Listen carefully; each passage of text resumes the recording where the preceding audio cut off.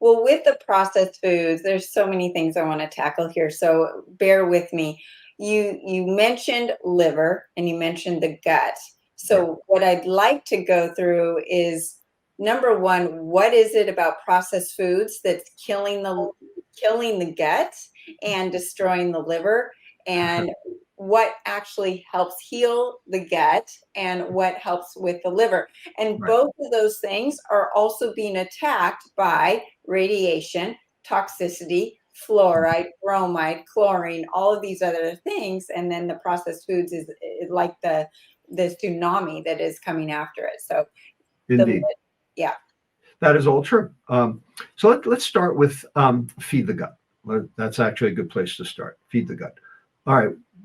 Why do you have to feed the gut? And what's in the gut that you have to feed? Turns out the microbiome, the bacteria in your intestine, turn out to be super important. You know, when you're pregnant, everyone always says, oh, you're eating for two. Well, Mhm. actually, you're always eating for 10 trillion. You're eating to feed your gut because those bacteria want to survive. They want to eat. And the question is, what do they eat? Well, they eat what you eat. The question is, how much did you get versus how much did they get? When you feed those bacteria, they leave you alone. When you starve those bacteria, they eat you. They actually eat the mucin layer right off your intestinal epithelial cells, exposing them and denuding them, and thus contributing to intestinal inflammation, inflammatory bowel disease, irritable bowel syndrome, leaky gut, insulin resistance, chronic inflammation, and metabolic disease. So you actually have to feed your intestine. Well, what do you feed them? Well, what they eat. And what do they eat? Fiber. So fiber is what we think goes in the garbage after you smoothie the fruit, Mhm. right? Turns out the fiber was the food for your bacteria, and we're throwing it in the garbage. That was the important part. I've always said that the juice is nature's way of getting you to eat your fiber. And the reason is because you have to feed your gut. So when you feed the gut fiber, then the fiber is basically the food for the intestine. The bacteria will chew it up and turn those fibers into short chain fatty acids, SCFAs, acetate, propionate, butyrate, valerate. These actually are anti inflammatory, they're anti insulin, they're anti Alzheimer's. They are the way your gut fixes your metabolism. But they only do it when you feed them because the short chain fatty acids are the breakdown products of those fibers. So you need that. You actually need that. And the point is we're not getting it. Okay? Our fiber consumption should be at 50 grams a day.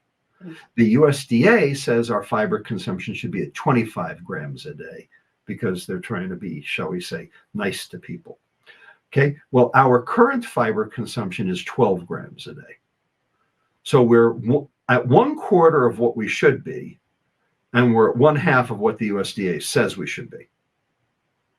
So we are fiberless, and ultra processed food is fiberless food because you can't freeze fiber. I'll prove it to you.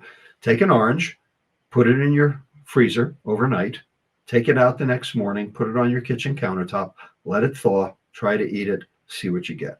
You get mush. Why do you get mush? Because the ice crystals macerate the cell wall, let all the water rush in. Hey, food industry knows that. So what do? Squeeze it and freeze it. Now it lasts forever. Now it's frozen concentrated orange juice, right?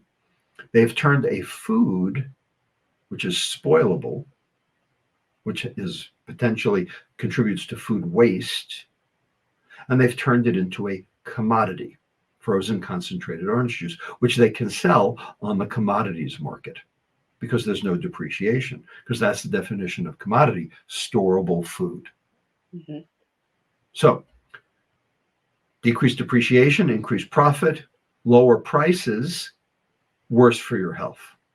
Basically, the reason we have cheap food is the reason we're all sick.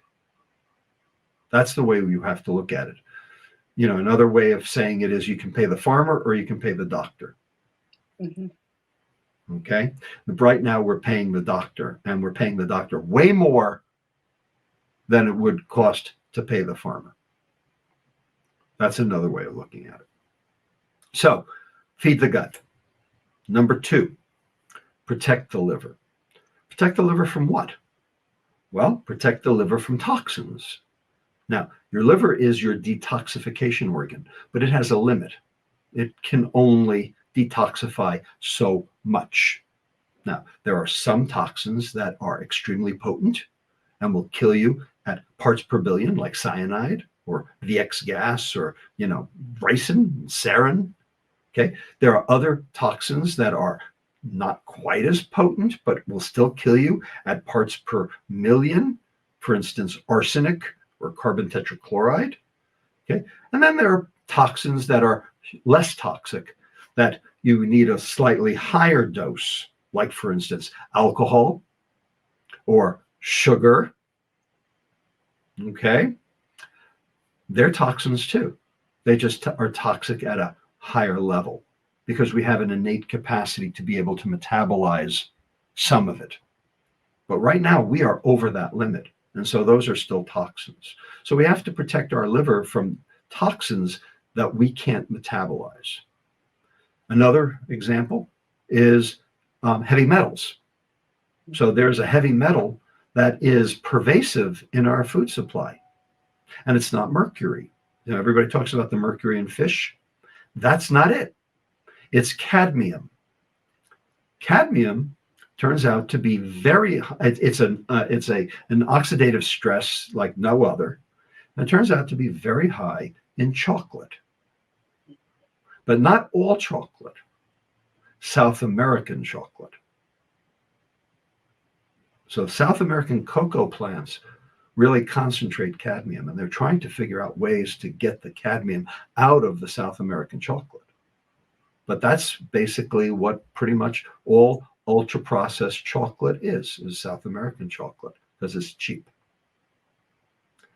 Okay, so that's protect the liver, because when your liver is sick, you get insulin resistance, and that drives all these chronic metabolic diseases. And just to add in on the liver, I mean, all processed foods by nature, pretty much, well, I shouldn't say that, are mostly non-organic. So not just the toxins that you're mentioning, but GMOs and glyphosate and all of the other heavy metals and the and, iron. and the insecticides and the pesticides and the preservatives and everything else. Absolutely.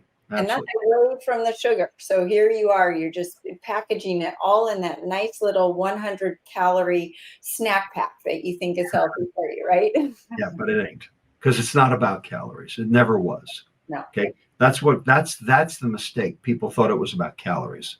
It's not about calories. It's about the insulin response. It's about hyperinsulinemia, because insulin is the bad guy. People always think of insulin as being the good guy because it lowers your blood glucose. Now, it does lower your blood glucose. That's true. Where does the blood glucose go when it's lowered?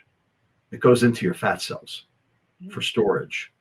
So the way to think about insulin is not that it's the diabetes hormone. You need to think of it as the energy storage hormone. Insulin shunts energy to fat. Insulin makes fat. More insulin, more fat.